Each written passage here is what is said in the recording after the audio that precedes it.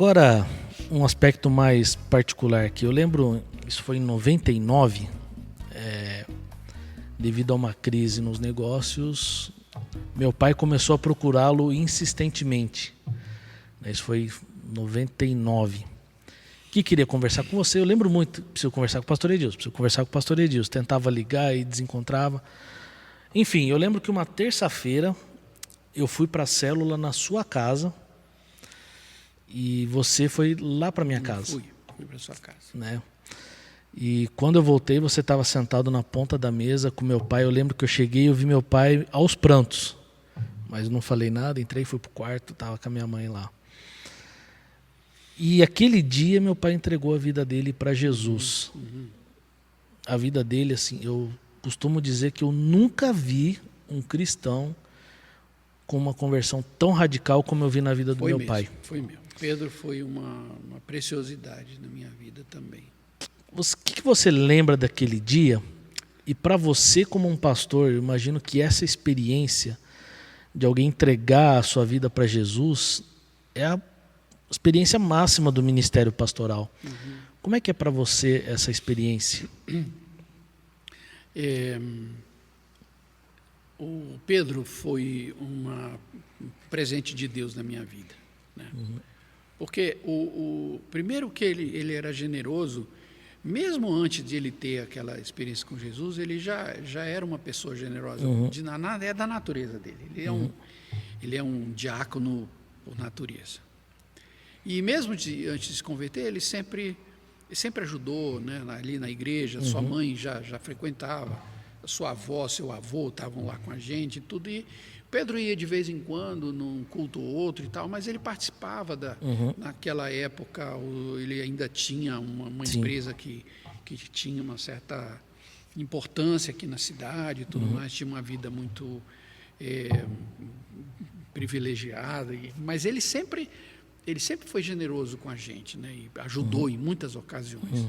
Mas acontece que os reveses na vida o levaram realmente a uma procura de Deus. E a sua mãe, sua avó, seu avô sempre oraram por ele. Sim. Eu me lembro em quantas vezes a gente estava numa reunião de oração, a Neiva sempre dizia: vou orar pelo Pedro, meu genro, eu gosto muito dele, eu amo muito ele, é uma pessoa muito especial, mas ele ainda não tem. Então a gente, desde os primeiros anos, eu cheguei lá em 96, né, 96 em Campinas, nas primeiras reuniões de oração a gente já sabia que havia esse projeto da família de orar pelo Pedro.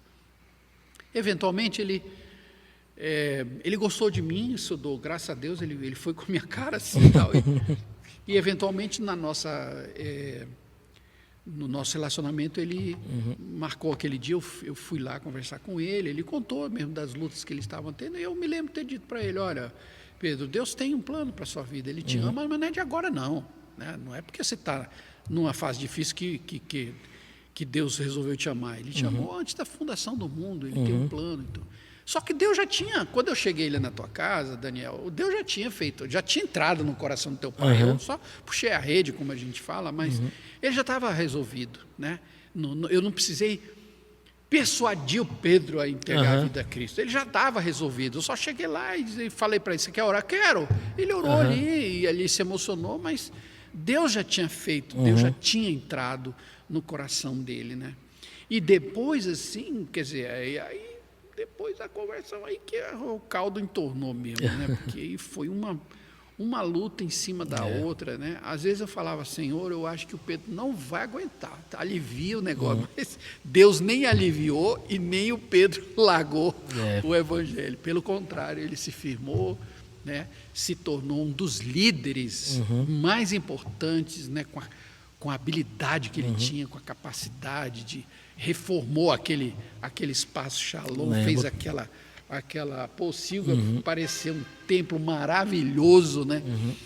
Quando eu me lembro a primeira vez que entrou naquele salão, era uma coisa terrível, parecia a antessala do inferno. E o Pedro, com a iluminação dele, né, transformou aquele lugar num lugar limpo, bonito, arejado, onde centenas de pessoas tiveram uma experiência com Deus, né? E foi muito bonito ver que ele jamais, do dia que ele entregou a vida a Cristo, jamais ele envergonhou o Evangelho, né? Pagou o preço, mas não arredou o pé. E com certeza, como filho, eu posso dizer que eu nunca vi alguém se converter tão convicto, tão forte, Exato. como ele, a ponto de passar as experiências que ele passou e sempre manter a confiança. E às vezes eu parava e olhava assim, meu, de onde vem essa confiança? Porque não é possível. E ele firme e confiante. Nunca reclamava Não. de nada. Os caras aprontavam com ele horrores, assim. Ele era traído de tudo que é jeito, mas você falava com ele, falou, não, Deus sabe, vamos...